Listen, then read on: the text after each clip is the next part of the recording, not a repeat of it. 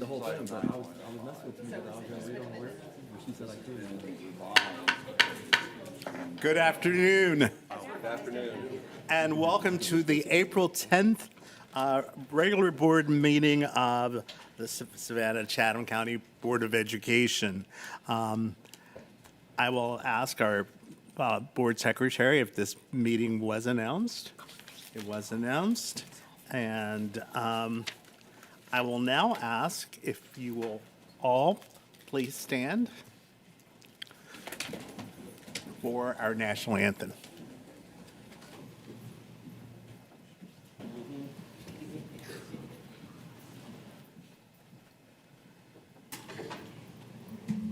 Good afternoon, everyone. We are so pleased to have the Ellis K-8 School Symphonic Band performing the national anthem for us today. This band is comprised of students in 6th through 8th grade. This is stop 1 of 2 on their journey today as they are doing a pre-concert in conjunction with the Savannah Philharmonic this evening at the Metal Building at the Metalworks Building. This band is under the direction of Miss Sarah, who is in her 2nd year of teaching Ellis at Ellis K-8 School and her 6th year teaching in the district.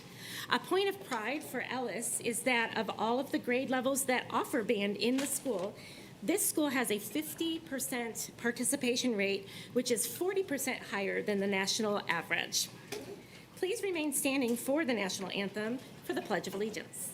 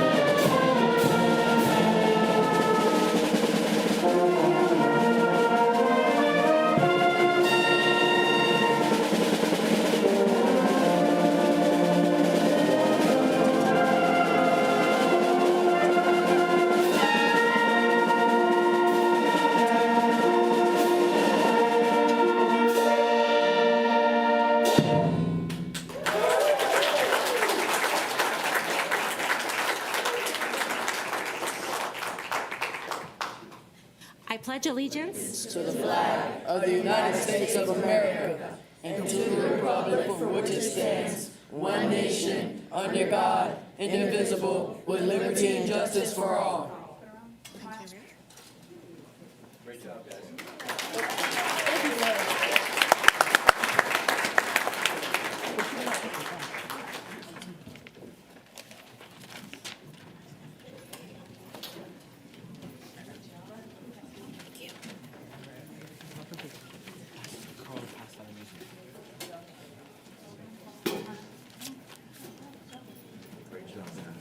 Thank you so much, Mr. Watts.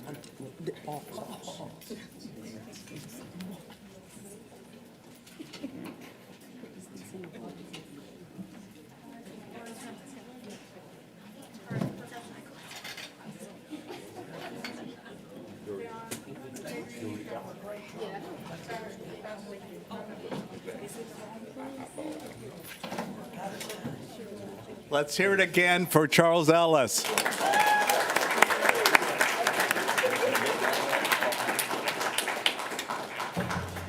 Yeah.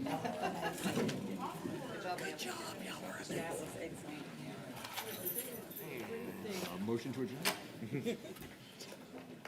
I will now accept a motion to approve the agenda. Oh, sorry. I move that the board approve the agenda as presented and/or as amended. Second.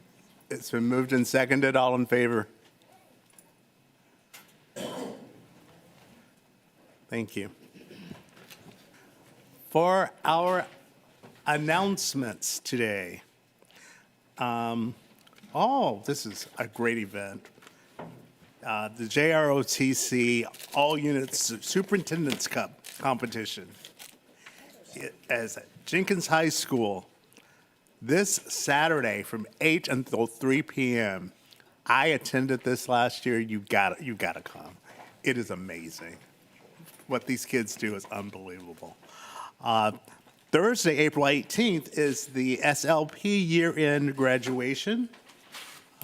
Thursday, April 18th, the Superintendent's Professional Senate. April 24th, the Finance Advisory Committee.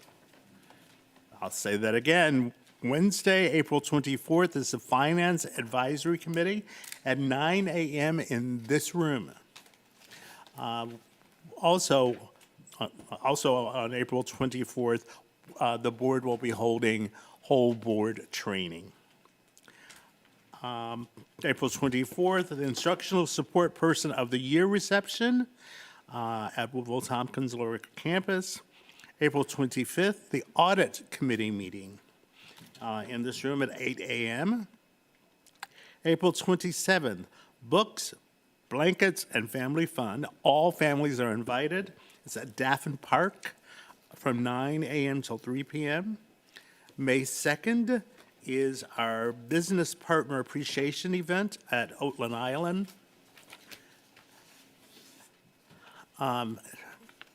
Now in our remembrances, we remember Antonio Moody III, date of passing March 24th, a student at Juliet Gordon Low Elementary School, and Richard Lewis, date of passing March 31st. He was a technician in our Human Resources Department. If we'd all please stand for a moment of silence. I'm sorry, yes, please stand.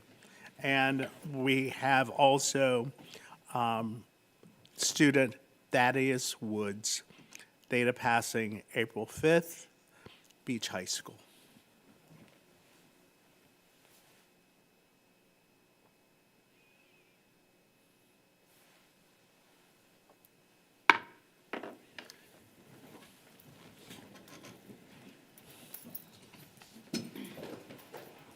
Now we'll have our superintendent's report.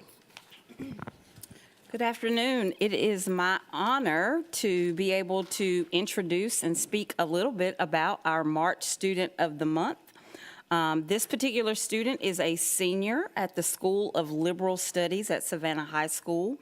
This outstanding student is president of the National Honor Society, drum major of the Savannah High School Band last fall, and was recently nominated for the Governor's Honors Program and State Superintendent Richard Wood's Student Advisory Committee. In a few short weeks, she will take the stage at In-Market Arena as valedictorian of her class and a Superintendent's Honor graduate. The particular honoree for this month is also a member of volleyball and the basketball team. She also participates in track and field and power weightlifting. She's completed 3 pathways during her time at Savannah High to include culinary arts, fine arts, and foreign language. She's a senior ambassador for 3DE, a member of FCCLA and DECA, and is the graphic designer and photographer for the yearbook. Our Student of the Month serves her community as well. She serves through the church media team, ensuring that those who cannot participate in services can do so online. She volunteers with the Arcanet group of Zeta Phi Beta sorority with such services as making sandwiches for the homeless and Easter baskets for less fortunate children. Listen to what her principal recently said about her.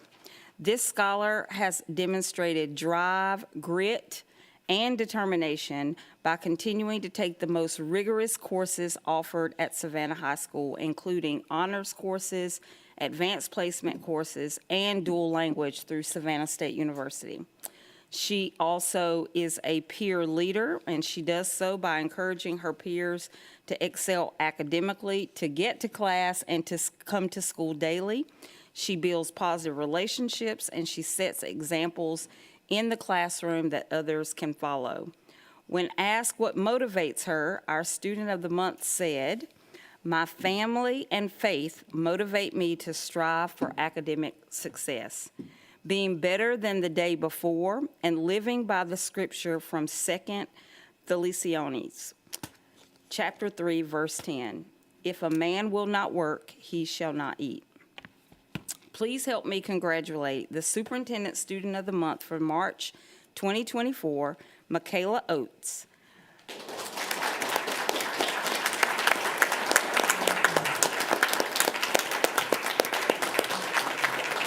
As she is making her way,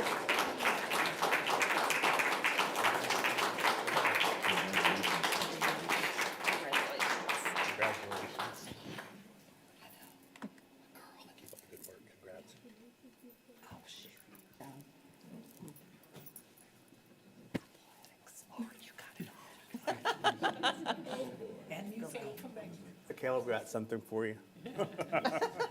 few gifts, well-deserved. Michaela does plan to attend the University of Georgia next year to pursue a major in mass communications and a minor in mathematics.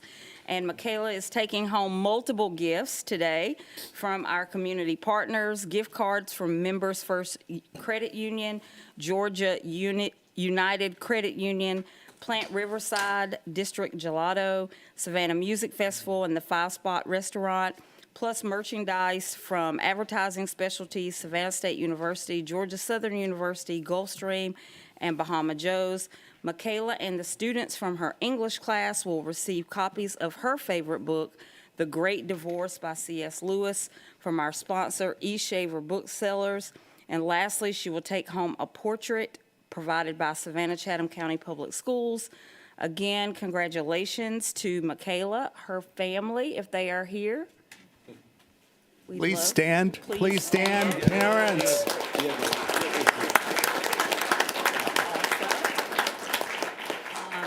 The staff and principal at Savannah High School, you are here. Come on, stand, principal. And we'd also like to thank her nominator, Principal Stacy Pottinger.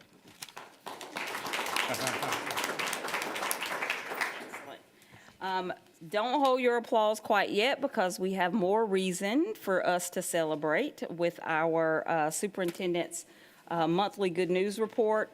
I'd like to say congratulations to our students who have been nominated for the Chatham County Student Poll Worker Program. 40 scholars from Beach, Groves, Johnson, Woodville Tompkins, and Savannah Early College and Savannah High Schools have been nominated and will receive training at polling places in the upcoming election.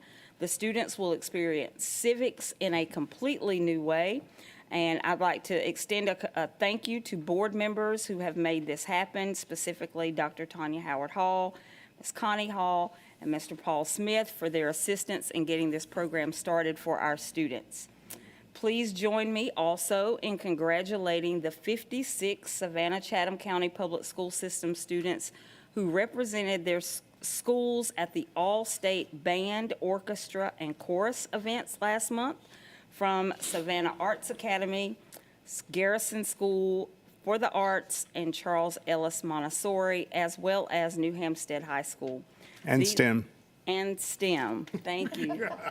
These students worked very hard to attain mastery of their craft and competed against students from all over the state for a seat in the musical group. Special recognition goes to Aiden Lee, who was named Concert Master for the orchestra. And you can find a full list of all of the students and their instruments or specialty on our website, sccpss.com. Our school system, as well as the Mediation Center for Coastal Empower and the Chatham Savannah Counter Narcotics Team, recently joined forces to launch a pilot program designed to make teenagers make healthy choices. The Positive Peer Influencer Program recently trained a select group of 60 leaders at their schools to include New Hampstead High School, Alfred E. Beach High School, Islands High School, and Herschel Jenkins High School to serve as mentors for local middle school students. The Positive Peer Influencer Program officially launched at Myers Middle School in Savannah on March 19th. The goal of this program is to help local teens learn how to handle social and emotional pressures and to build a relationship with an older student that will carry over when that middle school student arrives at high school. It is designed to encourage students to have courageous conversations and to create conditions that will allow students to be influenced in constructive ways. Positive peer influencers will discuss the dangers of tobacco and vaping, as well as peer pressure, encouraging local middle school students to choose to refuse. Kudos to Tybee Island Academy Principal Peter Ulrich, who was named Charter School Leader of the Year by the Georgia Charter School Association. We were lucky enough to hear from the principal this morning in informal. He was recently chosen at the annual conference last month. The Charter School Leader of the Year award honors high-capacity educational leaders who effectively harness their vision to drive school culture and performance. At that same conference, Savannah Classical Academy was tapped as one of the 3 finalists for the Georgia Charter School of the Year award. This prestigious award honors excellence in education throughout the charter sector in the state of Georgia. Congratulations to CEO Barry Lawless and the team at Savannah Classical Academy. I hope you all saw the recent press conference or press coverage on our Attendance Matters initiative. This puts a big spotlight on the problem of chronic absenteeism, which is prevalent throughout our nation. A big shout out goes to the district data team to include our social workers under the direction of Dr. Quintina Miller-Fields, who led the subsequent sweep out into the community to visit students who had been identified as chronically absent. We know that when students miss out on school, they miss out. They miss out academically, but they miss out also on social and emotional support, as physical well-being support, and time with their friends and participation in extracurricular activities. I would also like to extend a very special thank you to Mayor Van Johnson and the board members who came out to lend their voices to this important topic. Thanks to the U.S. Navy for their visits last month during Navy Week. Savannah Navy Week featured in-person demonstrations, performances, and engagements throughout the week, including a mini career fair focusing on STEM and STEAM careers, Navy Band Southeast performances, and a chance to visit a very special 18-wheel truck that gives students a virtual reality experience on a special warfare combatant craft. The culmination of this week's festivities was a visit by Rear Admiral David Bazzetti, Deputy Chief of Staff, who spoke to the JRTC students from across the district at a breakfast at Jenkins High School. Special thanks to Dr. Angie Lewis and her team for coordinating the activities. The Southern Conference on Language Teaching has named Bertha Delgadillo, who teaches Spanish at Woodville Tompkins, as Teacher of the Year. Ms. Delgadillo was named Foreign Language Association of Georgia Teacher of the Year last year, placing her in a regional competition. Each state in the 14-state Southern Conference region may send one state language teacher of the year nominee to this conference. Mrs. Delgadillo will advance to the national competition sponsored by the American Council on Teaching and Foreign Language. And as if that is not enough to celebrate, Woodville Tompkins principal Alfred McGuire was honored with the administrative support of World Languages Award from the Foreign Language Association of Georgia recently.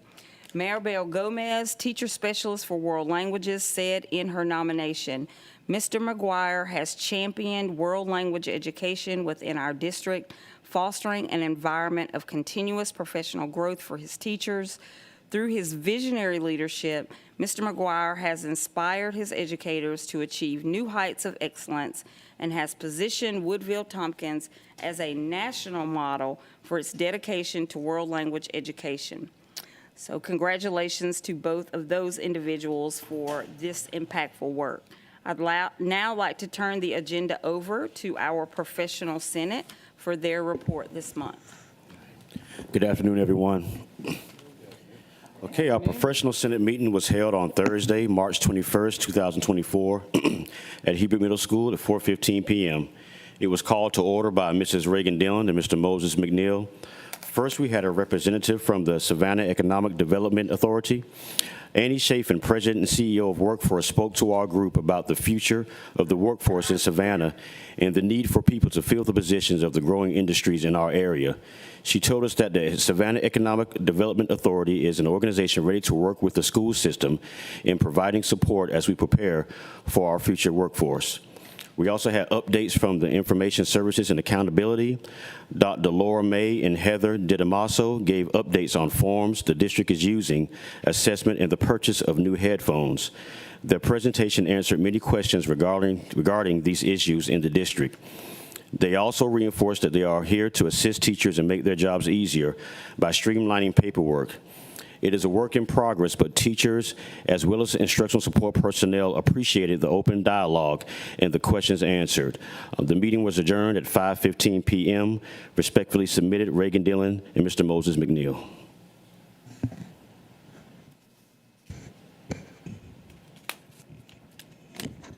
I'm reading a proclamation. This is the National School Library Month proclamation. This year's theme for the National School Library Month is Ready, Set, Library. The theme promotes the idea that libraries are places to get connected to technology by using broadband, computers, and other digital resources. Libraries also offer our students opportunities to connect with media, programs, ideas, and classes in addition to books.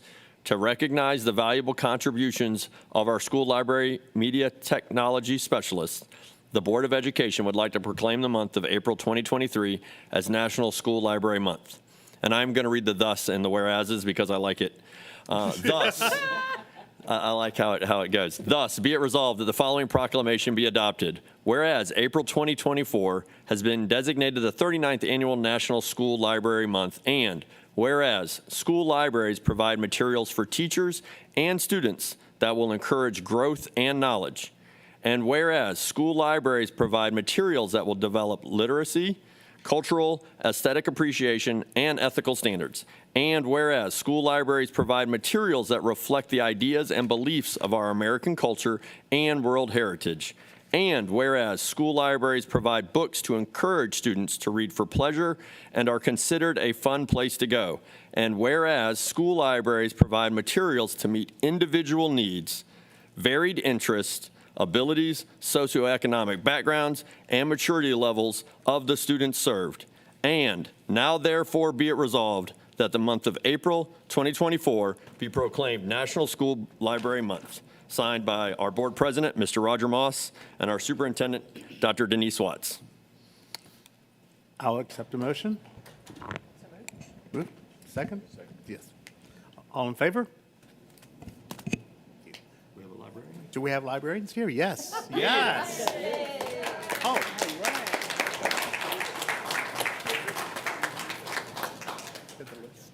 Thank you. Thank you. Hey, how you doing? Great meeting. Thank you. Thank you. Thank you so much. Thank you. Thank you. Hey.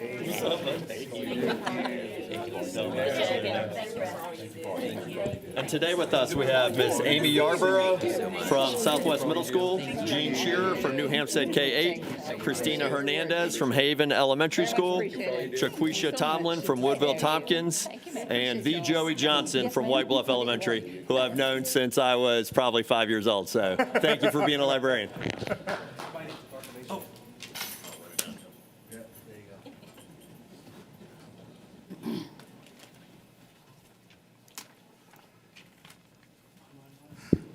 Mr. Hediger.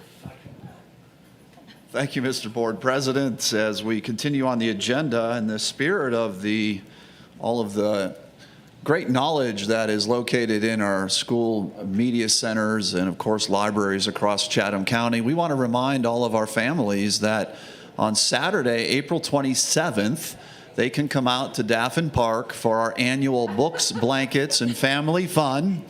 As you can see, we have signage here in the boardroom this afternoon to help promote that. The fun starts at 9 a.m. All of our families are invited to come out for a great day of reading, and we will celebrate literacy, books, blankets, and family fun.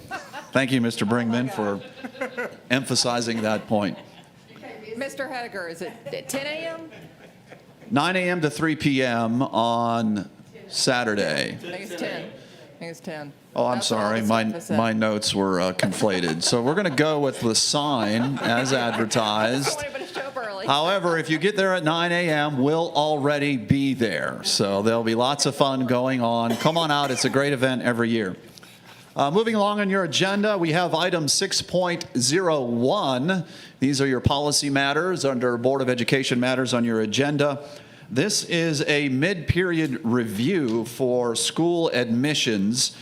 You'll note that we had some minor revisions on the policy side, but much of the work on this has been done to clarify language in our operational side of the house and the regulation. We specifically wanted to raise up when there are questions of guardianship, how that is managed under school admissions, and any concerns about power of attorney with a specific reference you'll see as defined in law. So much of this that we added is what is driven by law, but we wanted to memorialize that in our regulation. First read.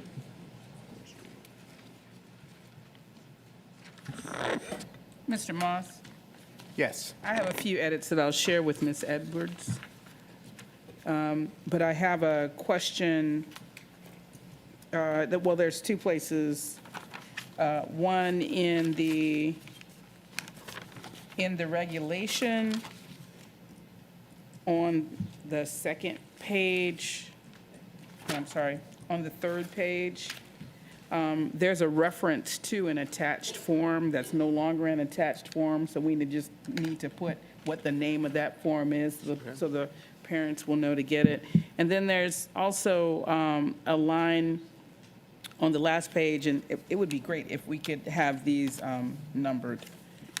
On the last page, sibling preference is not guaranteed under the administrative placement process. Potentially, it's time to delete that. I don't know that there's expectation of sibling preference in administrative placement. You said this is on the last page? Last page of the regulation, not the policy. Under the administrative placement process. So yes, sometimes that is an expectation, and so it's being spelled out. Capacity, because it is administrative placement, and that is outside of your zone school, sometimes capacity and other factors can drive whether or not space is available. But administrative placement is not assigned by family, it's assigned by individual student, right? Correct. So do you, I guess what I'm trying to determine is it our intention for us to have families believe that if they have administrative placement, that it would be inherited by all siblings in the home? Sorry, I need to read it. Dr. Hoskins-Brown. I mean, Yes, Ms. Grabowski. I hear your point, Dr. Hoskins Brown, but I think clearly spelling it out certainly doesn't hurt to be able to point to in black and white that this is part of the regulation, that the sibling preference is not. If there is a perception that it could be, that administrative placement could extend to a sibling, I think having it spelled out is helpful, and I don't think it takes anything away from the regulation to have it in there. I think the way it's written, sibling preference is not guaranteed under the administrative placement process. It creates the expectation that, yeah, It was you the can. wording. It's the Okay, wording, okay. that sibling placement is something that we would do, but is not guaranteed, versus it has to be requested because it's not part of administrative placement. That's Actually- what I'm trying to get to. Yes, I get your meaning. So it's implied that it would automatically be a given if your child is attending that school. So we need to look at the wording, because that child would still have to meet the criteria, and this implies that may not be the case if you have a child there. You're Thank correct. you. Okay. Any other comments? All right, and this is a first reading, correct? Correct, sir. This is a first read, so we will take into consideration things that have been noticed and observed in this first reader and bring it back for a second read in May. Thank you. Moving on your agenda, item 6.02, this is Board Policy IDDF. You'll note that we just have 3 paragraphs of policy language here. It has been reviewed by appropriate parties, and there are no recommendations for changes. And subject to that, we would like to consider this subject to the board's final review, fully reviewed under the 4-year policy process.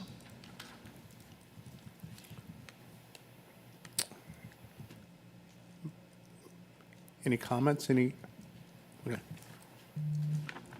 So this is, so we're approving this today?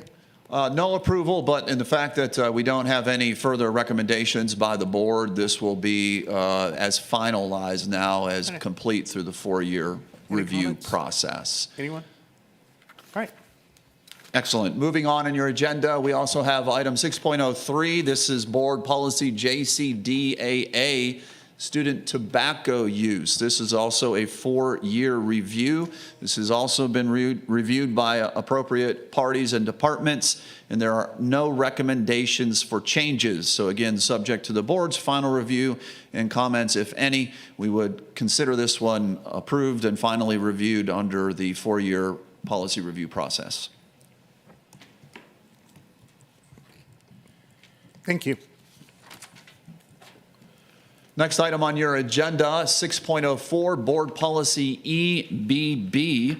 This is Board Policy Safety, and you'll note that in this particular policy, we do have some changes recommended. One of the big changes is we are recommending a deletion of the regulation, and part of the reason that that is being deleted is because language that is specified in the regulation is already referenced in the policy side under facility controls and safe and secure campuses. That is controlled already and mentioned in the policy side. We did also want to add to this policy, and you'll see much of the content that is in red is the required references to really drive home the need for school safety plans, which of course we know are required legally, but now we have that officially memorialized in policy. First read for policy EBB.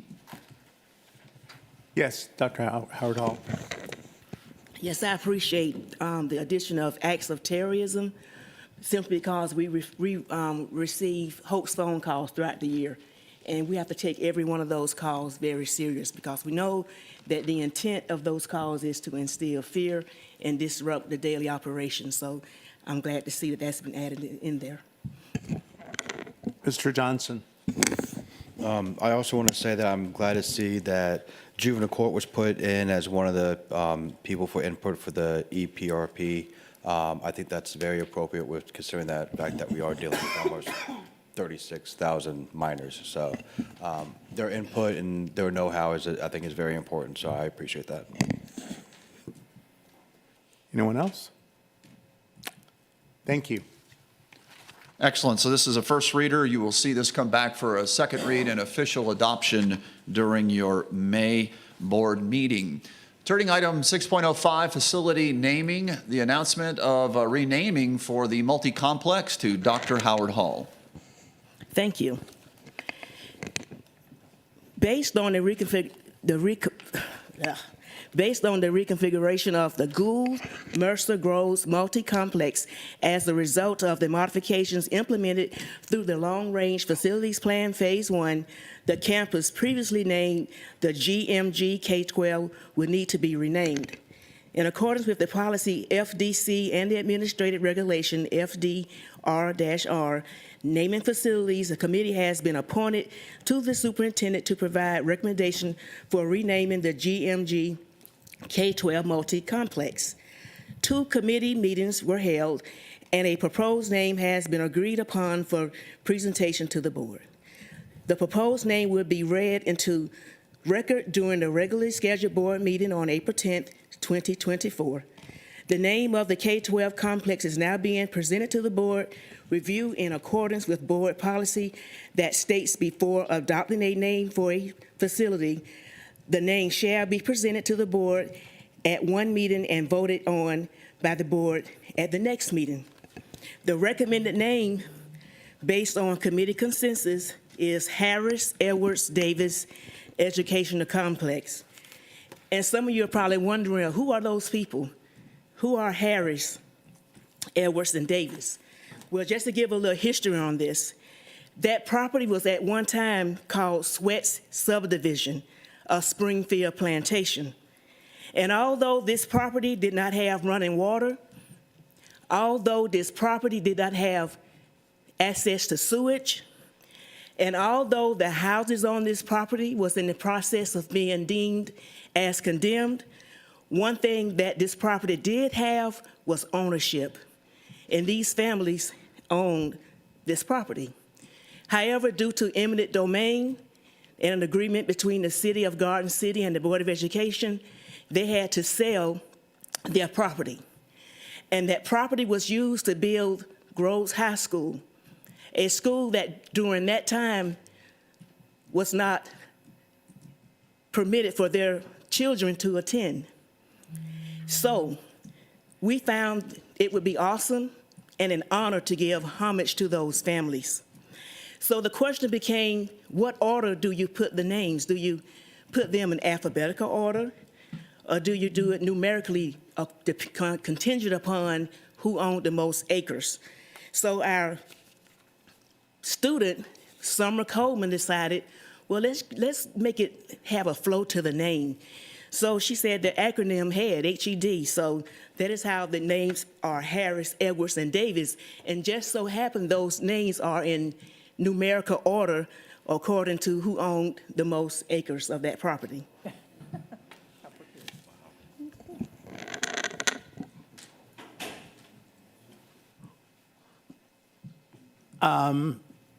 Comments? Yes. I'd like to applaud the work of the committee. I think it brings great value that just for the oration that Dr. Howard Hall just gave helps really clarify why we need to have community committees and board members serving with them for us to reclaim and amplify history that's this important. So excellent work. Ms. Hall. Do we have any current family members who could amplify on the history of this? Yes, we have descendants from all families, the Edwards family, Davis, as well as the Harris family. The original homeowners, they're not here anymore, but they have grandchildren that are here, and they told them the story, so they are familiar with what happened, and they are elated to know that they can see their family's name when they pass by that building. Well, and we have the documentation and pictures, actual pictures of the cottages, which they were called, with the outhouses, because they didn't have sewage. But it was actually 4 lots, and we have the names of the owners of 3 of those lots, and 1 lot is unknown. Okay. They never did know who owned that particular lot, but yes. I'm sure our communications department can help us in terms of getting this out to the public, since this will be quite a change from Groves, so that people know what we're doing and why and who. I'm glad you we're said that, honoring. because Groves actually remains Groves. Mercer Mercer say the whole remains thing. Mercer. And the way I explain it to the community when I go out to community meetings, it's like we're naming the umbrella in which the schools sit under. So the complex will be the Harris Edwards Davis complex, but the school remains Groves and it remains Mercer. Oh, okay, all right. Very good. Thanks for that. See, I was, Anyone else? So, could you tell us a little bit about the makeup of the committee? Was there, who they represent? You don't have to give the names, but what entities that they represent? Of course, Ms. Ball Oliver also played a pivotal role into this. She was she organized it. It was Ms. Ball Oliver, Gary Monroe. We invited Mr. His nickname Tig. I can't think of his full name, but he was not able to attend both meetings. We had a student. I'm sorry. A former mayor. Yeah, that's what I meant. That's what I meant. I couldn't think of his name. A former mayor was on the committee, but he was unable to attend both. He accepted the invitation and he said that he would be there, but apparently something happened. He did not participate. A student, board member, another community member who is also president of the Garden City Homestead Committee, as well as Ms. Ball Oliver and myself. That's fantastic. And the principals of the school, Ms. Dr. That was the next Robertson question. and Mr. Patton. Thank you. So we will vote on this at our next meeting. Yes. All right. Yes, sir. So the facility renaming action will come back in your May agenda for official vote. Item 6. Correction, I need to make a correction. Former mayor of Port Wentworth, I said Garden City, who was not able to attend, but he was the former mayor of Port Yes, Wentworth. Mr. Jones, last name Jones, actually officiates some of our football games as well. Glenn Jones. There you go. Next on your agenda is your annual GSBA legislative positions. You'll recall that your legislative delegate, Ms. Grabowski, had announced to the board a month ago about reviewing these particular positions for any feedback for changes. None were received, so the item as it is written is now in front of the board for official action and adoption. And thus be it resolved that the GSBA 2024 legislative positions now be officially approved as supported by the Board of Public Education. Yes. I move to approve it, but I also have a question. Okay, it's been moved and seconded. Yes. Thank you. So on page 6, there is a GSBA supports restoration of funding for the high school non-vocational lab program. It's really kind of vague. Is that just like biology 2D4? Is that just like regular biology labs if you're not training to be a biologist, or, versus a fire science lab or cosmetology lab? I'm not sure. Okay. Okay, thank you. Okay. Anyone else? Okay, I have a question based on page 2, on 1C2, the position on vouchers.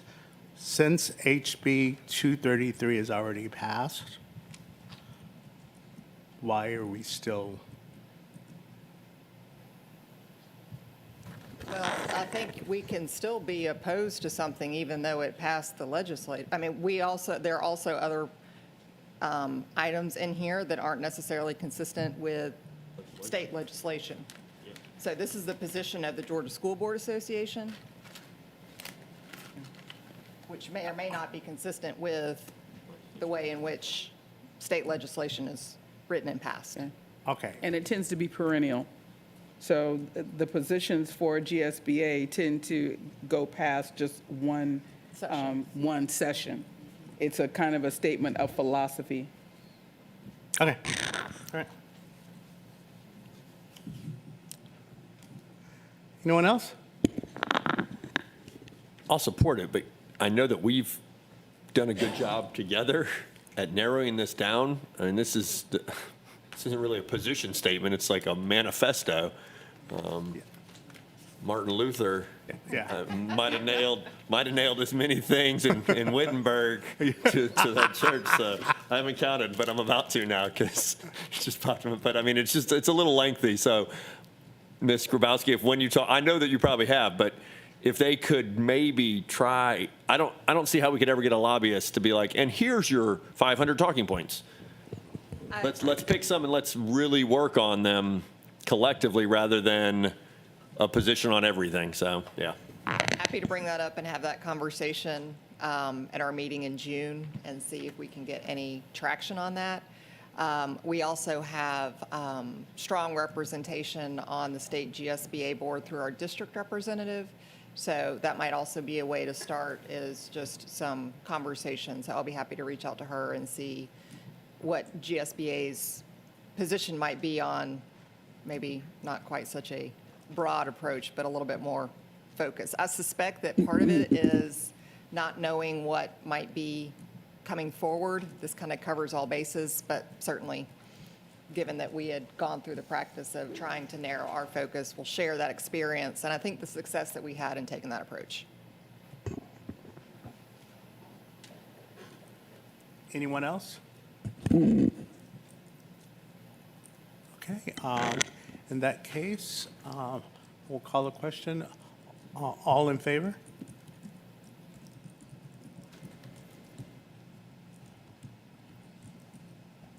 Thank you. That's 4, 4, 5. Okay.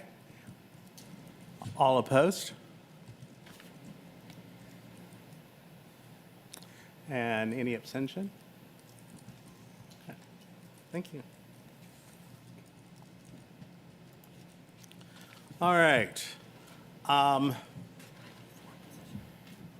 We're getting into the consent agenda, but we have a question on one of the items. Do we need to pull that? So I understand recommendation from Board Member Smith is to pull item 7.30 from consent for discussion before adoption.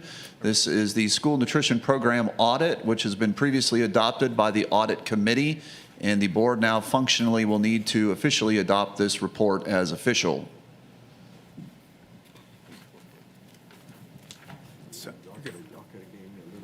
Okay.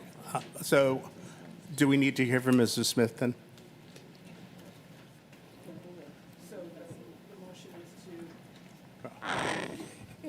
Mr. Reverend Smith is making a motion to pull that item and have it appear on the main agenda. Is that correct? Okay, I second. Moved and seconded. All in favor? Okay. Then let's have the discussion on your question on that audit report. Thank you. My question or my comment or concern is centered around the lunch prices. There's a proposed increase coming. Is that correct? That is not in the audit report. This is what I'm bringing up. I wanted to bring up. So point of clarification, is the motion to discuss the audit approval of the school nutrition audit, or is it the lunch price recommendation for adult meal costs? They're two separate agenda items. The lunch price, the lunch increase. So that's 7.29. Okay. So that would be item 7.29.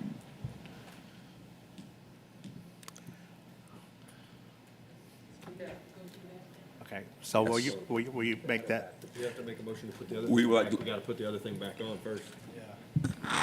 sorry for the inconvenience. I would like for us to put the audit back into the agenda, into the consent agenda. Can I get a motion? Okay. Okay. All in favor? Okay. Okay. All in favor? All right. Now, All right. Continue. I would like to pull 7.29, the adult meal price adjustment. May I? Second. it's been moved and seconded. Any discussion? Good. All in favor? Okay, we're good. Okay. Now, With that being said, thank you, Mr. President. Item 7.29 talks about the adult meal price adjustment. I have a concern or question about this. First, my question is this coming from us or is this coming from the state? Where is this increase coming from? If not mistaken, it's a recommendation from the school food service director. Hang on 1 second. We only approved removing it from the consent. We have not now. Okay, so will you present 7.29? It's not on the floor. It's just been pulled out of consent.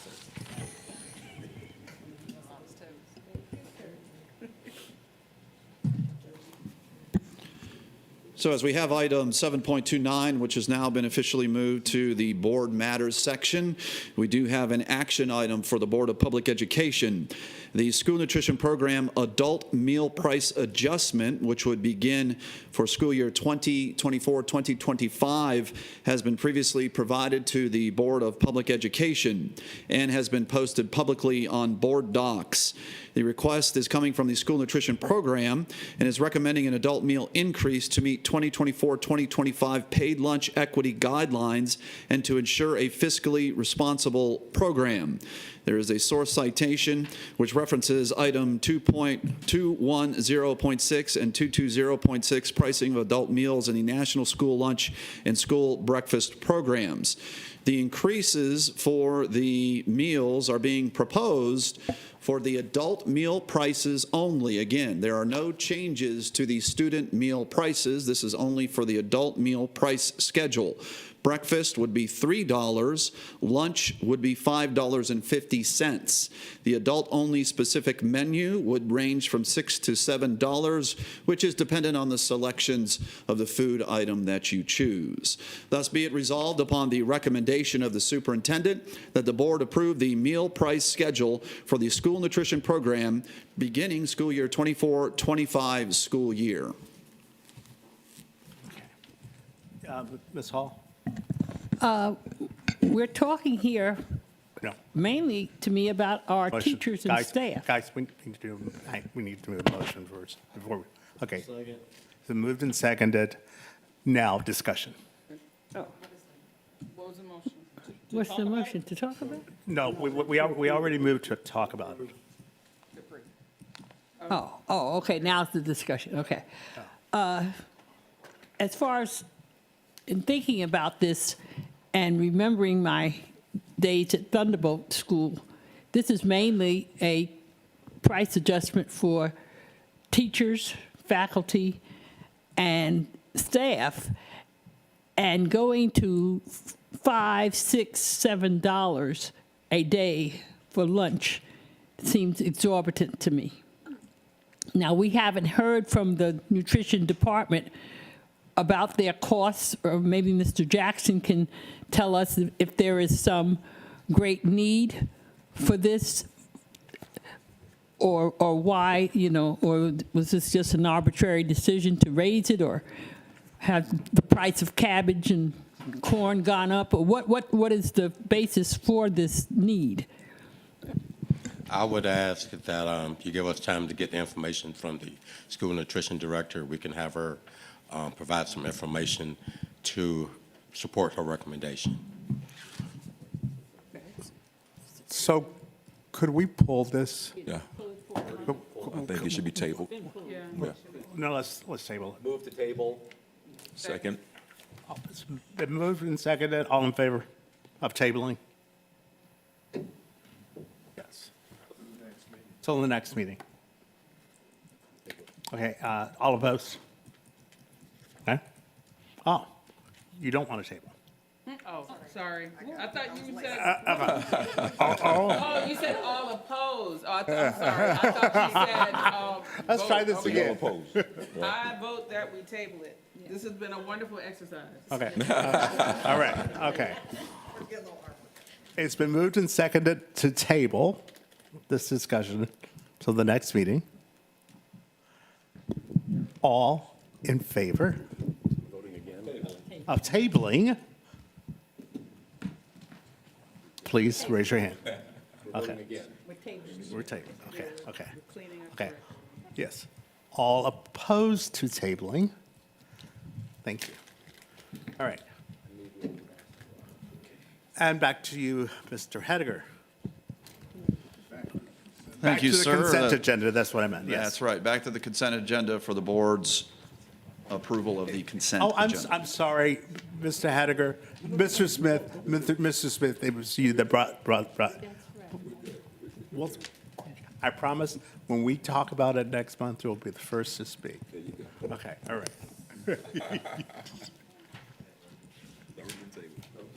All right. Okay, having tabled that item from the consent agenda, the board still has the remaining items that are in consent for their recommended adoption. All in favor of approving the consent agenda? I'm sorry, please. It's been moved and second. Okay, any discussion on the rest, okay, all in favor of accepting the consent agenda? All opposed? All abstaining? Thank you. No?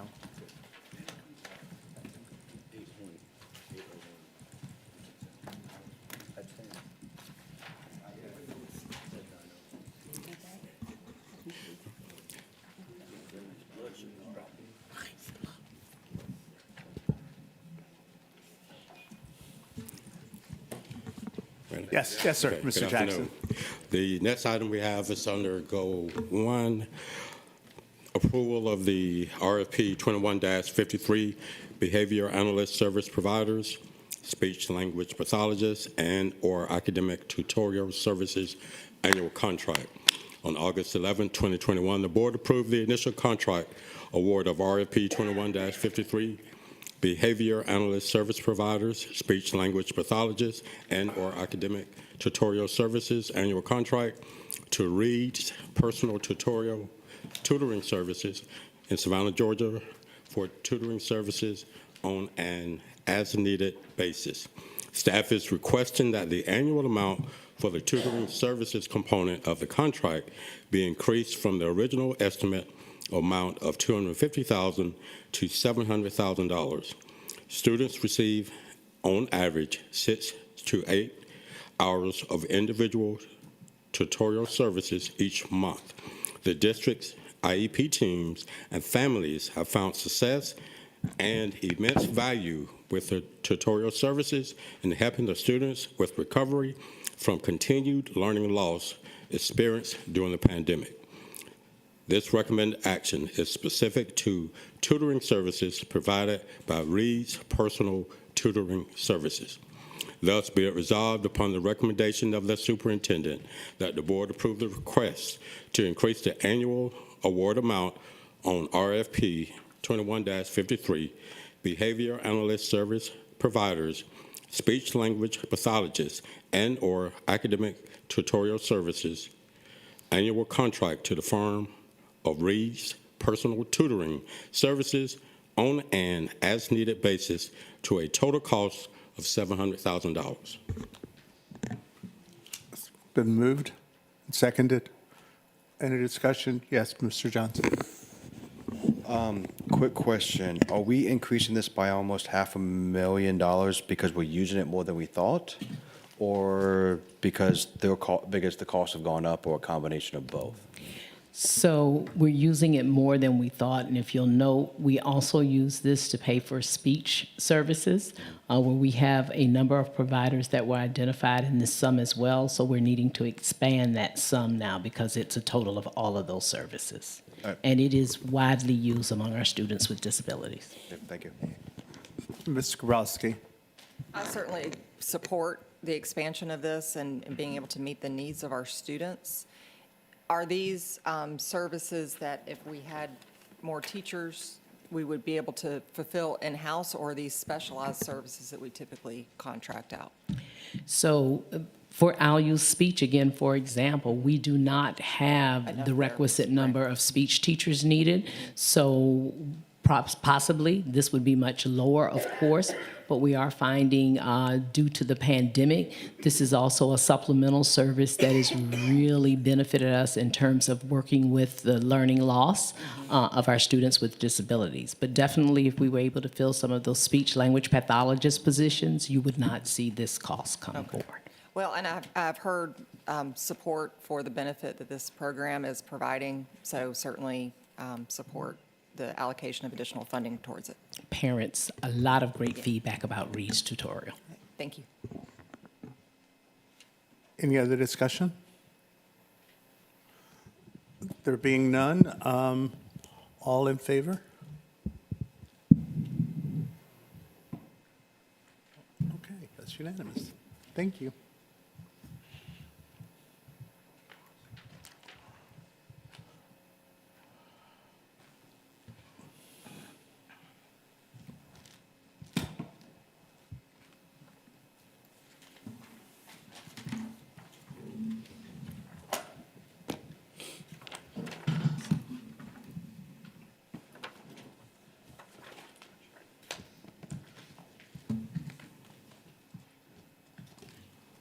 Good afternoon, everyone. Good afternoon. Our financial reports for the month of February 2024. The district continues to be in very strong financial standings at this time. We'll go over our Fund 100 as we normally do. We are at 67% of our fiscal year at this time. Our local property taxes, we've collected about 66% of the budget.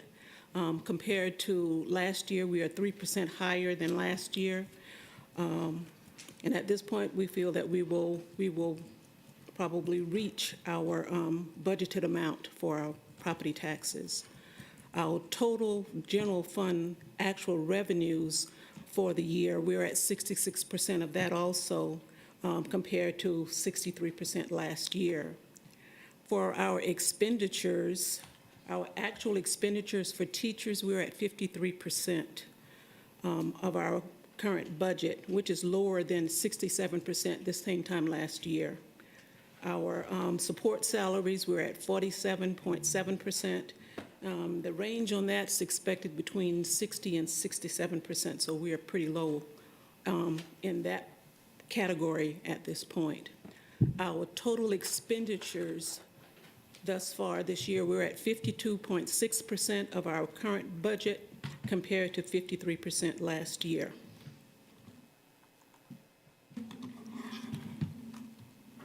The only other fund that we will highlight is our school nutrition, Fund 600. At this time, school nutrition is showing a profit this year, year-to-date, of almost $175,000. For FY24, you can see we had budgeted that we would transfer from Fund 100, $3.1 million to supplement the expenditures in school nutrition, but we've only done half of that so far this year. We will only make any additional transfers if we need from our general fund.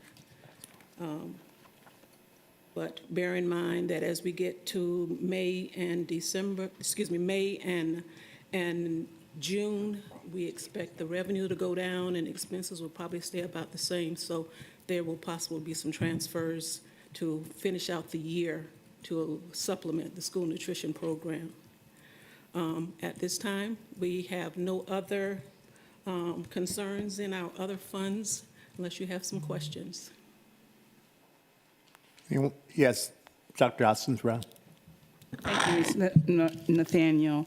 I just was curious about a new fund. I'm assuming it's a grant. Can you just give us like a few words on what Project Prevent is, account 452? Fund 452, I'm sorry? Yeah, Fund 452, page 15, Project Prevent. We haven't used any of it yet. It's brand new. I didn't know if it was something with our campus police or. So that is a grant that we received, Project Prevent. I think we mentioned it before. We have received a grant that includes Hodge, Gadsden, Durin, Myers Beach. Sorry, I had to think about the sites. So it's a federal grant, and it's a joint venture between Campus Police and Academic Affairs. Ms. McGuire, Kim McGuire, our Director of School Counseling, will be our grant manager. Those schools will have dedicated social workers for each of those sites that are focused on supporting them in their neighborhoods, as well as there will be community navigators that will be hired. I believe we begin with 2, and those community navigators are in those communities consistently working with those families, and they will also be working with some of our other partners that provide wraparound services, ensuring that those services are being pushed back into the schools to those families. Okay. Thanks so much. I appreciate it. Anyone else? Thank you. All right. Carry on.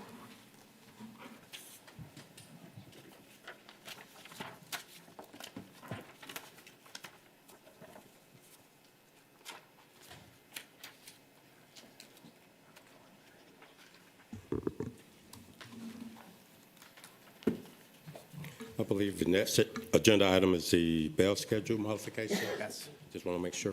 Yes, sir.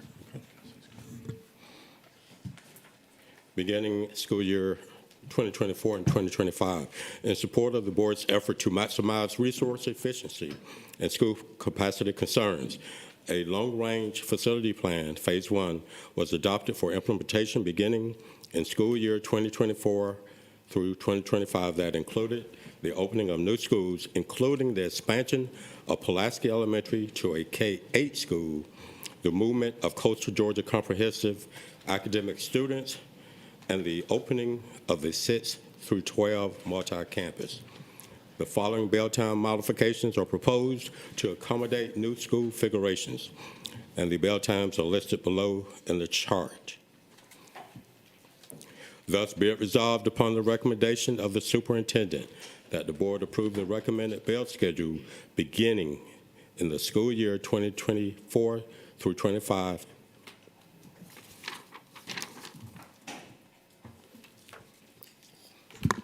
Yes. Okay. Someone move to approve? Moved and seconded. Discussion? Yes, Dr. Haverhill. Yes, I think it's wise to change Mercer's bail time from 8:15 so that they can start at the same time as Groves High School. And hopefully that will help with transportation as well as being efficient when you have families that attend both middle and high school. Absolutely. Yes, sir. I'm going to say what I say every time we talk about bell times. I think high schools should start later. I think elementary should start earlier. I think we've got it backwards. But that said, that hasn't been a majority popular position since I've been making the statement for 10 years. I will support this nevertheless because it's needed for logistics and for our facilities plan, but just wanted to make that comment annually. Yes. Mr. Johnson. I'm going to ditto what Mr. Kasmar said. However, I'm not going to support it just because of the data suggests that we should be flipping. But yeah, we need to look at when the kids actually should learn best and when that's when they should be in school. All right. Dr. Hoskins Brown. I'll jump in on this. No,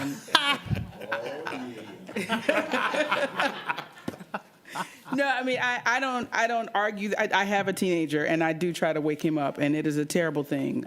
So I'm not opposed to it at all. I just want to bring up, since we are having this conversation, that we tried to flip it. And we did a pilot program where we had high schools go in later, and it did not work in our community because of all the other things that abut the education process. And we ended that pilot program because of some of the safety concerns that were brought to us when we were running the program in the winter, and it was getting dark at 5:30, and young people were out during that time. So philosophically, and in terms of how my household goes, I would love to have my teenager go to school later, but it would require not just us changing our times and us changing transportation, but it would have to change how all the extracurriculars do what they do. And we didn't see any mass movement to changing extracurriculars with those schools when we did the pilot program. And that was the opportunity for the community to show that they wanted that, was for them to reorganize their extracurriculars. And we didn't see that buy-in. So I would love to see, as we bring this forward, again, because it is going to keep coming up, because it's a credible idea. If more people buy into it, they will show us through their responses of how those other activities are going to be able to fit in for that well-rounded student. Ms. Grabowski. So I'll join the party. I think that we have talked a lot about transportation and recognize that will be a high priority for next year. And I think that's also an ideal opportunity to evaluate our bell schedules, since particularly last year, so many of our bell changes were driven by transportation. I think probably some here too. We recognize that those two are very closely related. So if we're going to be doing a big picture look at transportation, let's go ahead and do a big picture look at the bell schedule this time. I don't think it's realistic to make that, we can't flip that switch automatically without having those other pieces of the puzzle solved. So while I agree in theory that it would be great to get our little ones there early and our big ones there later, we also have to make sure that we have the processes and implementation in place before we can flip that switch. So I do have one detailed question. I noticed that our alternative learning centers correlate with the school in which they are placed, but I'm looking at the Learning Academy at Jenkins is the same time as Jenkins, but the Learning Academy at Isle of Hope, which is one of the ones that's proposed to change, is off by 15 minutes. Is that intentional? So yes, that was done intentionally. Academic affairs and transportation sat in a room and went through all of the bell times together. And because of the way that the buses will actually roll into the campus, we built in that 15-minute window. I figured it probably was. I just wanted to verify. Thank you. Anyone else? Okay, and for the record, I agree that our bell times should be flipped. I think there's been quite a few studies that have been done on a high schooler's brain and an elementary kid's brain, but no, we can't do it right now, but I would like to have that discussion again in the future. Okay, there being no more discussion, all in favor of the new bell times? Okay, all opposed?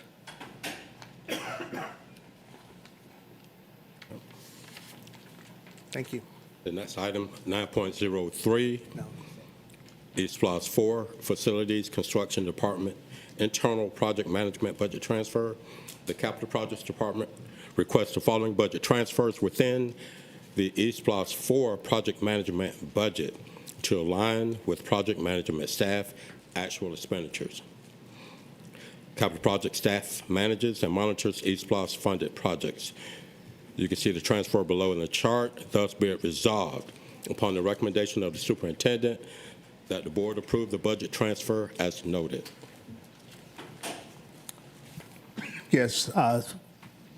Dawson's Brown. I will make the motion, but I also have a comment Okay. once there's a So second. moved and seconded. Your comment? Thank you. Can we get a little more information just about why we're not in alignment? This is a transfer to align actual spending. Like, did we just underestimate? Did we add duties? Like, how did we get to need this? I'm going to try to give you some information, and Bill Hudiger is here to assist me. But when we set up the initial budget, we set up part of the operations budget to have contracted services and part of it to have internal staff. Since the beginning of E4, we leaned more toward the internal staff instead of having external contracted services. So we just need to adjust to really pay for the internal staff that we have working. So we just need to adjust the budget from what we initially started out with, because we're using more of our own people. I understand. Thank you. Any other discussion? There being none, all in favor? Great. Thank you. 9.04, Groves Athletic Fields and Fieldhouse Construction, practice field turf installation, Mike Construction, GMP change order number 2. On September 6, 2023, the board approved the award of RFP C23-17, construction manager at risk, for the Groves Athletic Fields and Fieldhouse Construction to McKnight Construction within GMP of $29,951,769. A $750,000 change order approved on March 6, 2024, increased the GMP to $30,701,796. When the Grove Mercer multi-campus facility was bid and awarded, the field was specified as natural grass. Since then, artificial turf practice fields have been added to all high schools. To align this practice field with all the other high school practice fields, artificial turf needs to be installed in lieu of natural grass. The 612 building contractor was instructed not to install the grass field, and a credit was provided. McKnight Construction, who is the contractor for the athletic fields, has proposed an increase to the GMP of $1,126,500 to install artificial turf on the practice field and add this field to the scope of work. The cost includes additional field grading, storm drainage, concrete curb, stone field, synthetic turf, general conditions, and the CMR fee. Staff recommends this proposal in order to keep the construction, coordination, and schedule of all the athletic fields under a single contractor. Staff has also reviewed the proposal and confirms the proposed cost for the artificial turf is comparable to the cost of all the other high school fields, and recommends board approval of the GMP change order number 2 for the Groves Athletic Fields and Fieldhouse Construction, and the superintendent supports this recommendation. Thus, be it resolved upon the recommendation of the superintendent that the board approve GMP change order number 2 in the amount of $1,126,500 for the construction of the Groves Athletic Fields and Fieldhouse Construction to McKnight Construction, and increase the contract GMP to $31,828,296.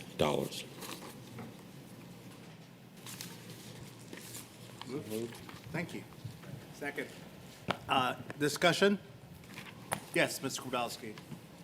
What is the typical lifespan of these turf fields as far as how long? Do we have an estimate of, I'm looking at our construction folks. 10 years. 10 years. Or longer.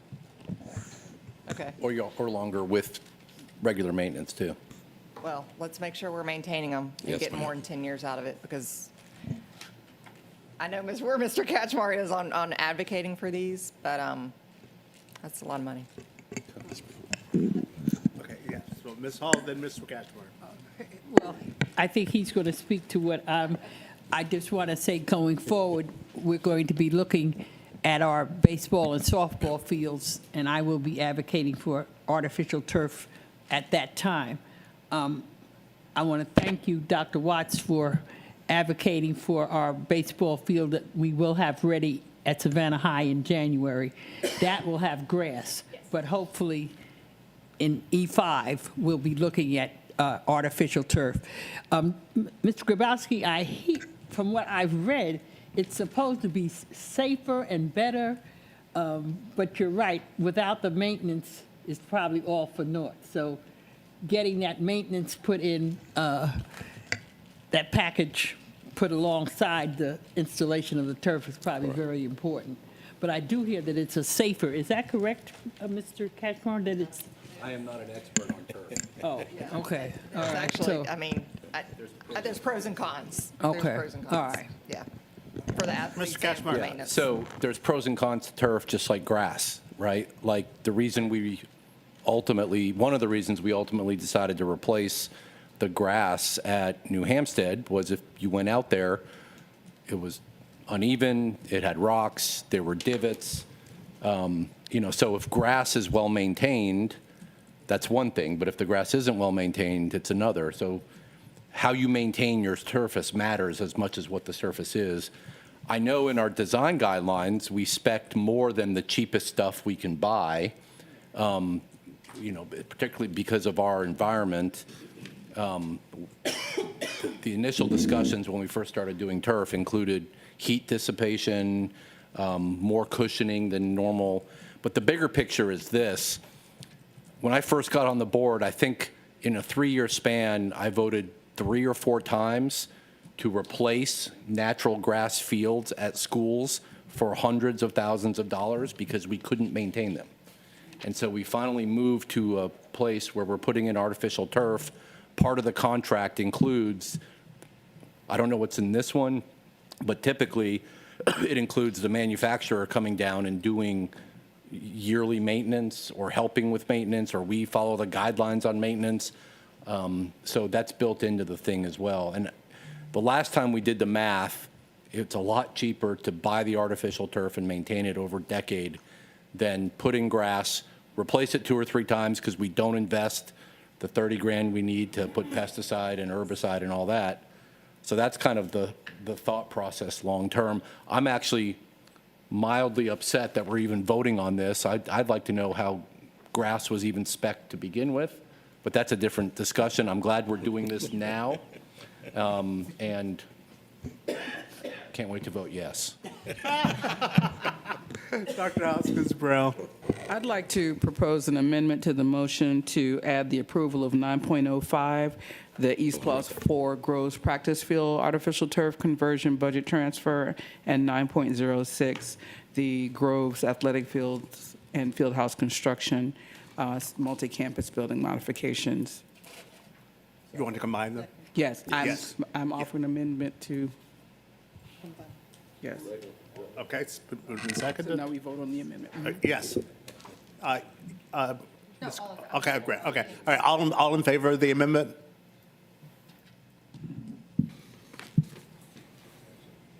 Yeah, that's unanimous, okay. All right. Now, let's vote on The combined motion. on the combined motion. All in favor? What? Any further Any discussion? discussion? Yes, Dr. Hall. Since we're combining them, I'd like to add where it says signage modification.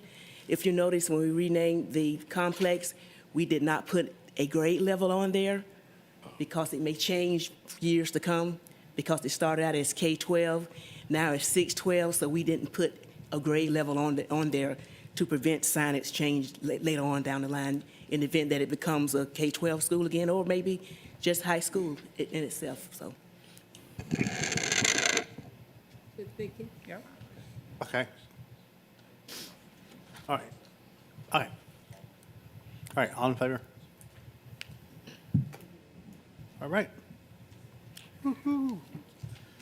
On to item 9.07, 907, yes. Bloomingdale Elementary School replacement, TQ Constructors Incorporated, change order number 1.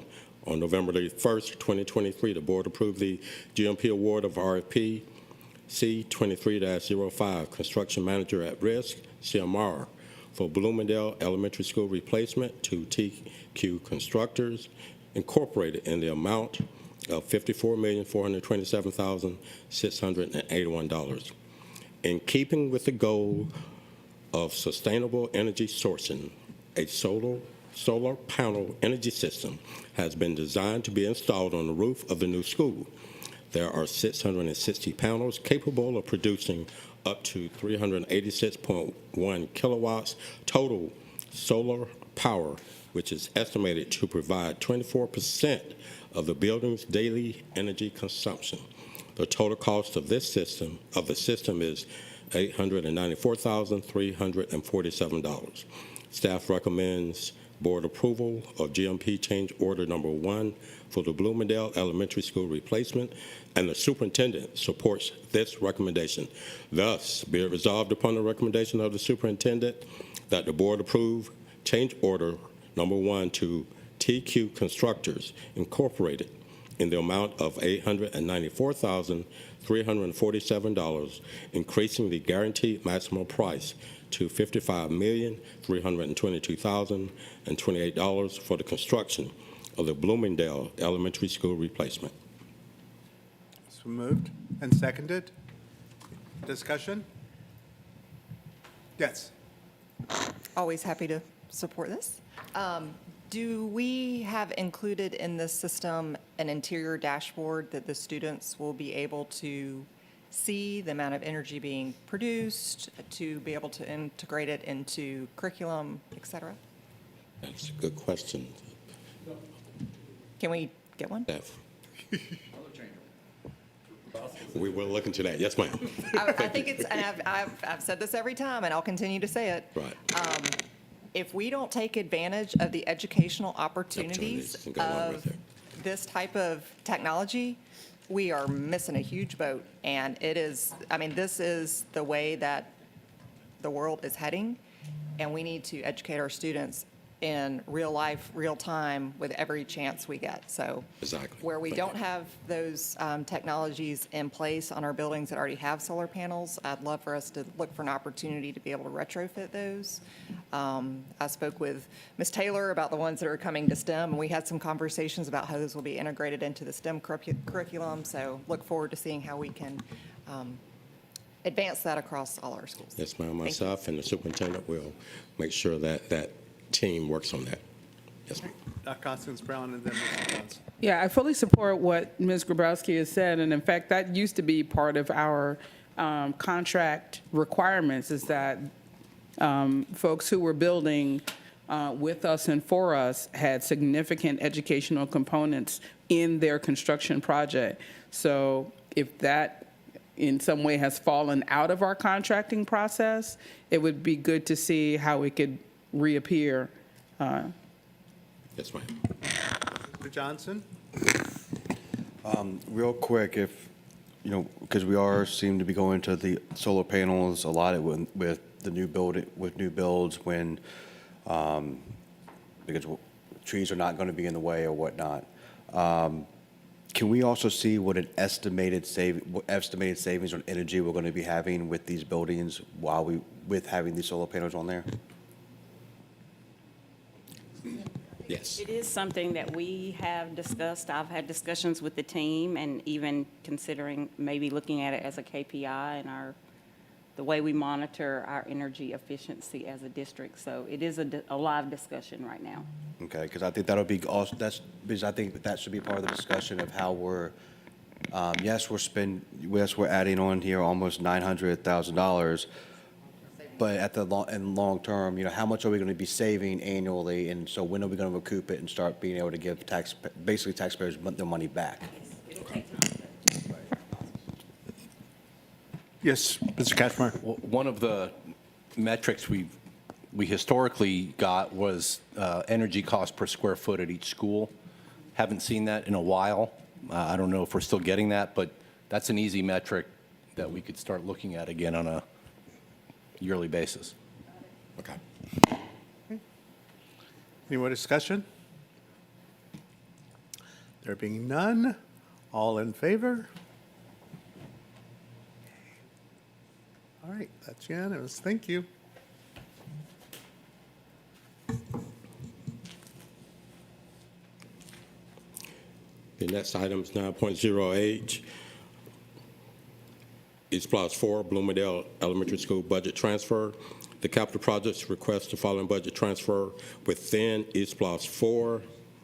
The current budget is $57,200,000. This $6.8 million transfer from unallocated will increase the amount of the required $64 million to meet all costs. The transfer is noted in the chart below. Thus, be it resolved upon the recommendation of the superintendent that the board approve the budget transfer as noted. Okay. Moved and seconded. Any discussion? There being none, all in favor? Thank you very much.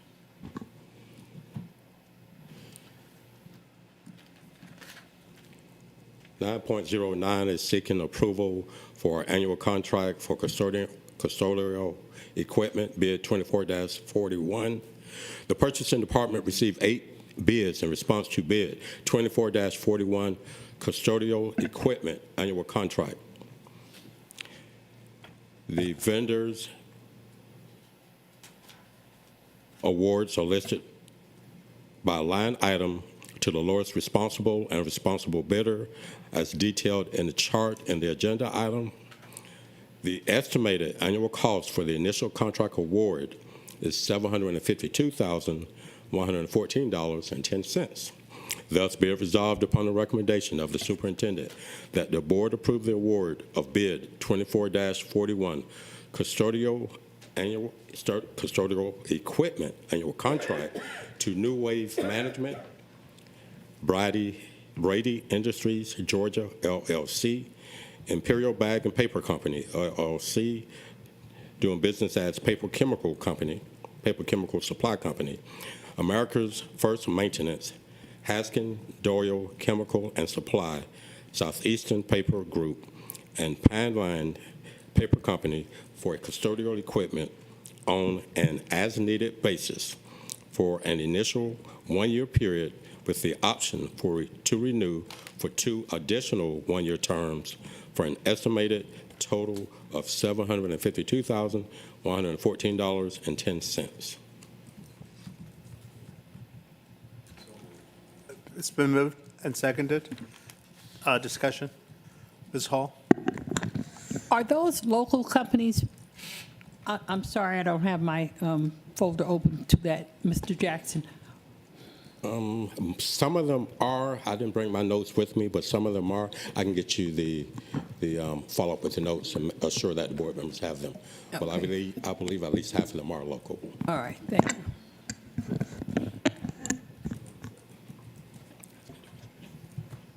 Yes, okay. I'm sorry. Dr. Howard Hall, and then Dr. Hoskins Brown. When I see equipment, I think of things like buffers and things that's not consumable, but according to this, all of these items are consumables, paper and wax and things like that. Yes, ma'am. We use a variety of vendors, so we pretty much spread the love.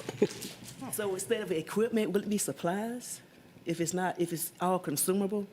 Or that's just the way you all categorize it? It's just the way we categorize it. Some of it may be small equipment, but most of it's really consumable supplies. Someone is standing up. He might want to speak. I just wanted to add that based upon the list of vendors that we had on there, it is for some small equipment, things like buffers, floor scrubbers, and vacuum cleaners. Obviously, we try to get those things fixed and returned to service. If not, we replace them. And then also it lists the names of vendors for our consumables as well. So. Thank you. And yes, ma'am, I believe that the majority of those, and like Mr. Jackson, I'll go back and get clarification, but the majority of these vendors are local vendors. That's good to hear. Also, is training involved if there's some new piece of equipment that I, as a custodian, need to use? Is training by the company involved in all of this? Yes, ma'am, absolutely. As a matter of fact, we make that part of our contractual deal with them, that if we're buying a new piece of equipment from them, that they come in and not only give us training, recurring training, and then also have maintenance contracts with them as well. All right, thank you. Dr. Hoskins Brown? Thank you. I just have just a clarification on the bottom of the document. The estimated annual cost for the initial contract is the $752,000, but then at the end of the resolution, you have that this be approved for an initial 1-year period with the option to renew for 2 additional 1-year terms for an estimated total of $75 to $750. So that needs per annum or annually after it? Yes. Okay, thank you. Yes, ma'am. Ms. Grabowski, I'm sorry, Dr. Howard Hall, then Ms. Grabowski. Just quickly, also, I know that I remember, what I want to mention that, protecting of the feet with the wax and the different chemicals, are the custodians responsible for purchasing those boots that they need when cleaning floors, or is this a part of supplies that we offer? I'm sorry, ma'am. I missed the first part of that Rubber question. boots, I know of an incident some years ago when a custodian had gotten burns on their feet for cleaning the floors using the chemicals, wearing the wrong boot. And I was just wondering whether or not you all cover the expenses for special boots if needed when waxing floors or using certain chemicals. I'll go back and get confirmation of that, but I believe that's part of our uniform pieces that we provide. Yes, ma'am. Okay. I'm sorry? Just kidding. Oh, I'm sorry. I'm Mr. James May. I'm the Executive Director of Maintenance and Operations. Okay. Ms. Grabowski. Sorry, lots of questions about custodial supplies, but one thing that, 2 questions. Do we involve our custodians in the actual products that we are purchasing based on what works well in their experience? Yes, ma'am, absolutely. And then I have 3 custodial supervisors that are incredibly well-versed in the chemicals that we use.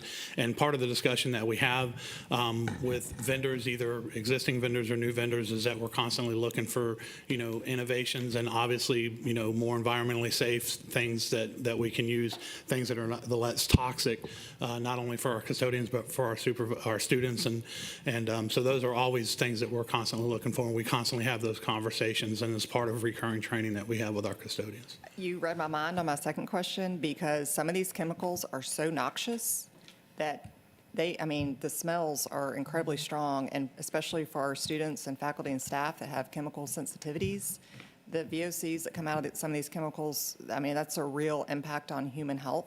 So I hope that we are very proactive in avoiding those chemicals and looking at alternatives that do, make sure that we are not introducing those harmful components into the air that our building occupants are breathing. Yes, ma'am, absolutely. And just to let you know and give you confidence, that is a never-ending search that's ongoing. Thank you. Okay. Mr. Johnson. You never thought you'd get so many questions about this, or did you? So I actually want to do a follow-up question for Ms. Grabowski. Not only are we, looking to make sure that we're talking with the custodians and make sure that about what we currently have, but are we also looking at manufacturers within new buildings to make sure we're not using chemicals that would harm the new materials that we just spend, multiple millions of dollars on? Yes, the simple answer to your question is yes, and I'll give you an example. Obviously, we're putting in terrazzo, floorings in a lot of our new schools and stuff like that, and it's simply the best care for those is warm soapy water and a scrubber, and that's it. So that we constantly battle with that and make sure that folks know how to clean and sustain our materials, and same thing with installations. I know that we have very detailed conversations about everything from the flooring to carpeting to what we put on the walls even with our architects, and we go into design guidelines and things like that, and we talk about what we're putting in the buildings. Absolutely, one of the biggest things that we talk about, especially with our custodians and with our maintenance crews, is how to best care for those things. Thank you. All right. There being no more discussion? All in favor?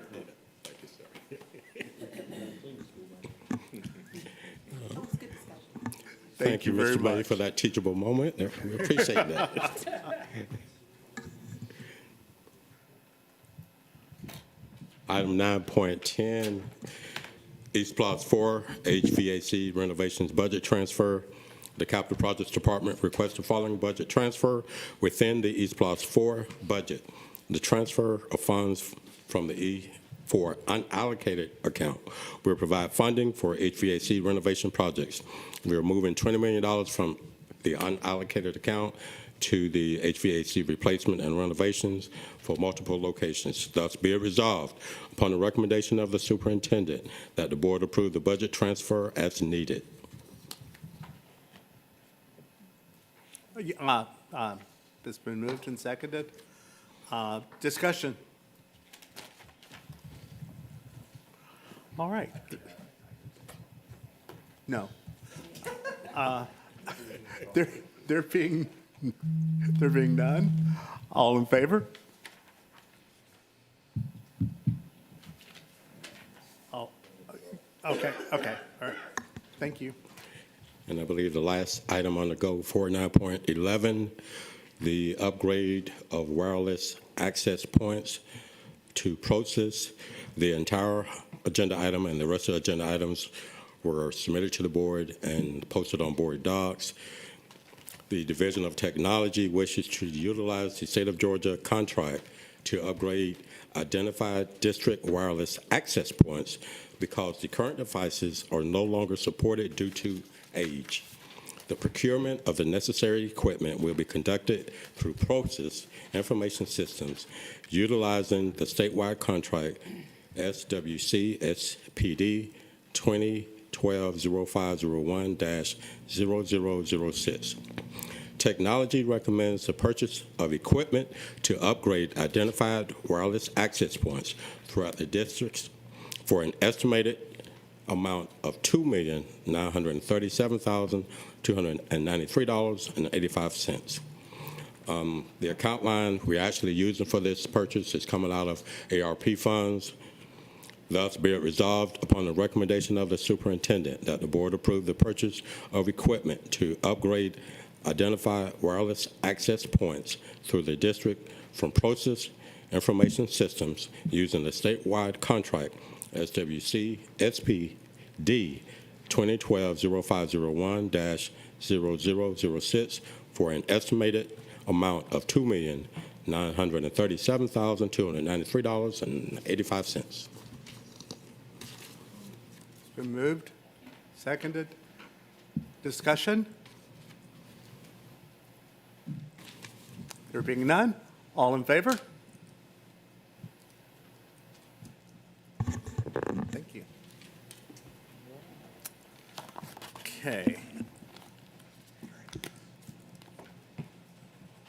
Okay, so we are now at, we'll hear from the people. We have two people who have signed up and are here. So first, Mr. Rick Roney.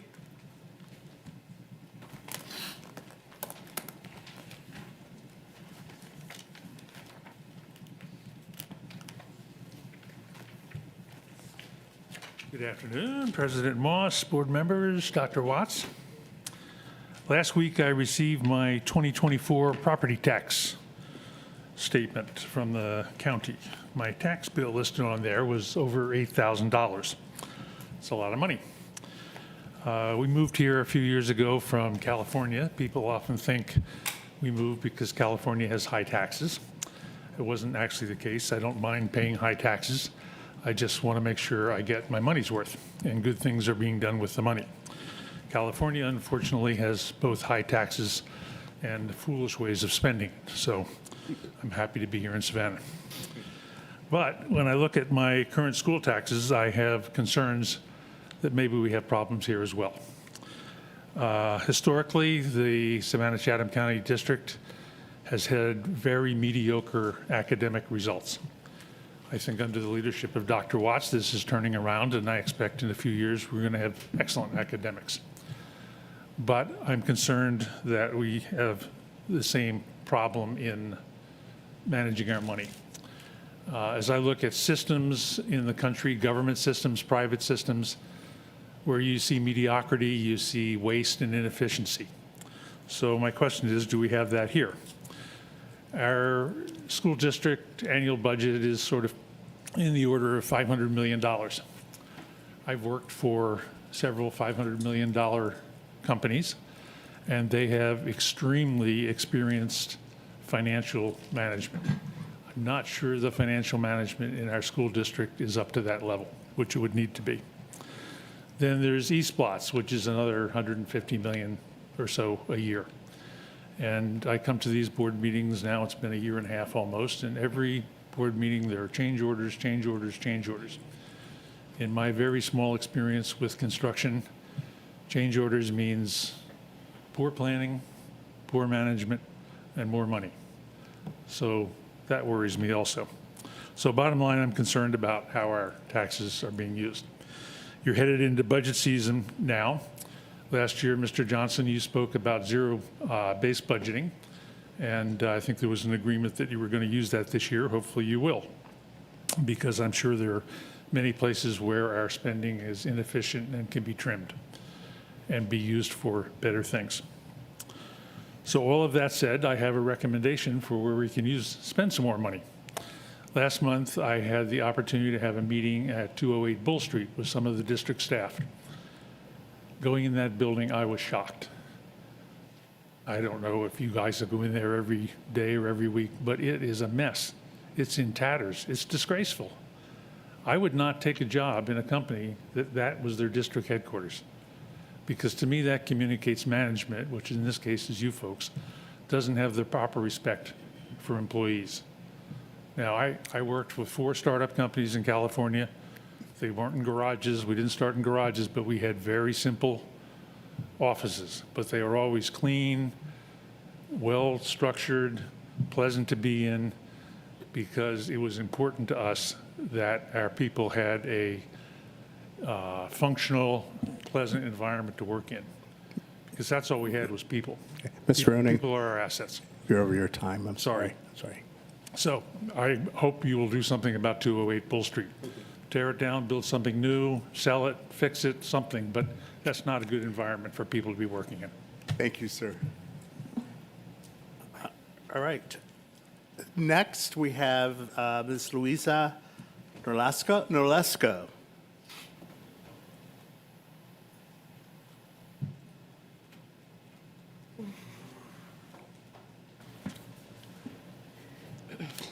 Good afternoon. Thank you for allowing me the time and the space to speak this afternoon. My name is Luisa Nolasco, and I'm speaking on behalf of Migrant Equity Southeast. As an immigrant, I experienced culture shock when I came to the United States for college. Transporting oneself from a familiar culture to an unknown can be a significant experience, especially when there is a language barrier. My international colleagues and I were fortunate enough to have access to ESL resources. I recognize the importance of having such resources, as they are directly linked to having a successful academic life. I am here today to inquire about the International Welcome Center that was promised by SCCPSS last year. So last year in May, we received the wonderful news that almost $1 million would be allocated to ESL students, and that an International Welcome Center will be created. It has been almost 1 year, and we have yet to hear any news on when this center is going to be built and how long is this going to take. 1 in 8 students in Chatham County are ESL students, and the creation of this center will be a great leap towards a more equitable school environment in Savannah. We look forward to hearing news about the updates and the developments, and we also would like to offer our help in aiding this to any capacity that we can. In another note, I would also like to inquire about the situation at Garden City Elementary School regarding the ESL teachers being pulled from class to participate in GMAS boot camps. A parent of one of the students shared this information with us. This doesn't seem fair to either the teachers or the students. It's important that ESL students receive ample time and attention for their teachers to excel in testing and make progress in their educational pursuits. We hope that the school administration addresses this issue soon and ensures that ESL students at Garden City Elementary have dedicated time for their classes. Once again, thank you for your time. Thank you very much. Signed up on Friday or Monday, I forget which day, went straight through. I always sign up. Fine. Come on. We don't have any record of you signing up. I don't know what happened.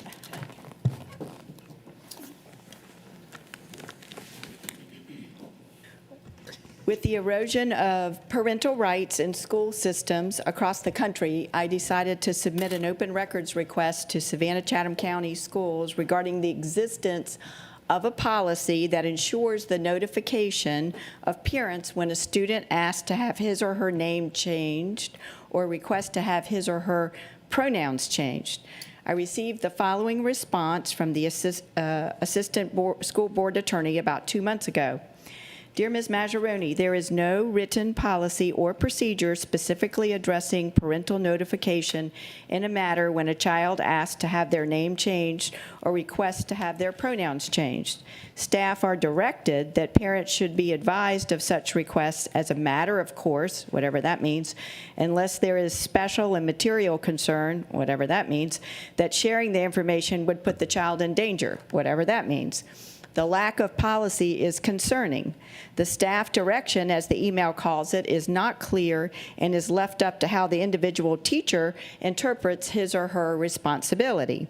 I respectfully request that Savannah-Chatham County Schools adopt a clear policy around gender identity ideology that supports parental rights to direct the upbringing and education of their minor child per the U.S. Constitution and the laws in the Constitution of Georgia.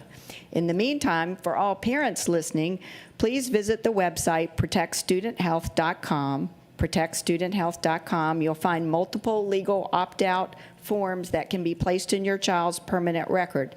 These forms include a legal form entitled Parental Notice Concerning My Child and Issues Related to Gender Identity Ideology at School. It legally spells out everything from required notification about the child's gender identity issues to refusal of gender transitioning and gender instruction at school, and it refuses the help of any school staff or school professional regarding gender concerns.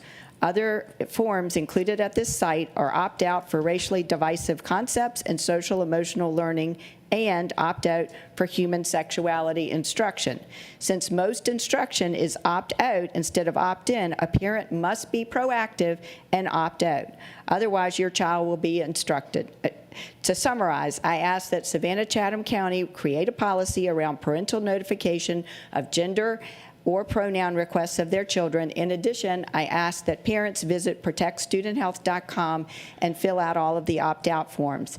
Thank you for your time and attention. And again, I'm sorry for any confusion because I did sign up. Right, thank you. All right, I will accept a motion to adjourn. Moved and seconded. All in favor? Thank you very much. Have a great week, guys.